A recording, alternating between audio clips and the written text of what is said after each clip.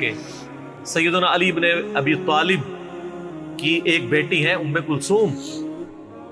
سیدہ فاطمہ سے ان کا رشتہ مانگا سیدنا عمر کہ میرا اہل بیت رسول کے ساتھ رشتہ بنا۔ صحیح بخاری میں بھی اس کا ذکر اشارتاً موجود ہے ام کلثوم کا۔ شیعہ اور سنی دونوں کے ہاں ان کی کتابیں تو مانتی ہیں، بابے نہ مانے تو علیحدہ بات ہے، کتابوں میں موجود ہے کہ سیدنا عمر فاروق کی بیوی تھی ام کلثوم، اور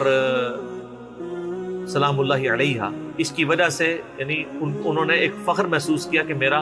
اہل بیت کے ساتھ ایک رشتہ داری والا معاملہ ہوتا ہے۔ تو سیدنا عمر اس طرح کے معاملات کے اندر اہل بیت کے ساتھ بہت حسن سلوک والا معاملہ کیا کرتے ہیں۔ اگرچہ ان کی طبیعت میں سختی ضرور تھی، لیکن جو دین کے معاملے میں تھی وہ ساری سختی اپنی ذات کے معاملے میں نہیں ہوا کرتی۔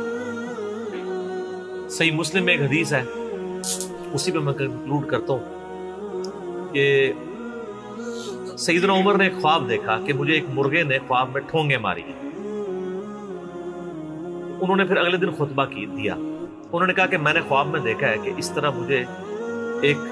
مرغ نے چونچے ماری ہیں خواب کے اندر، میں نے اس کی تعبیر یہ کی ہے کہ عنقریب مجھے قتل کر دیا، اور اگر بائی چانس اچانک میں مار دیا جاؤں، یہ تو کسی کو نہیں پتا تھا کہ وہ ایک تقریباً 3-4 دن تک زخمی حالت میں ہوش میں رہیں گے، اچانک بھی تو مر سکتے تھے اگر گردن اتر جاتی۔ اگر میں اچانک مار دیا جاؤں تو تم اس امر خلافت کو ان 6 بندوں سے باہر نہ جانے دینا۔ صحیح مسلم میں ان 6 بندوں کے نام نہیں ہیں، لیکن بخاری میں وہ نام بھی ہیں، سیدنا علی، عثمان، طلحہ، زبیر، عبد الرحمن بن عوف اور سعد بن ابی وقاص۔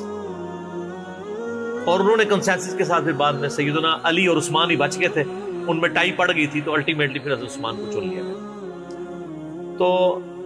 اگر میں اچانک مار دیا جاؤں تو ان 6 بندوں سے باہر کسی کو خلیفہ نہ چننا، اور مجھے پتا ہے کہ جب تم ان 6 بندوں میں سے کسی کو خلیفہ چنو گے تو کچھ لوگ تمہاری مخالفت کریں گے،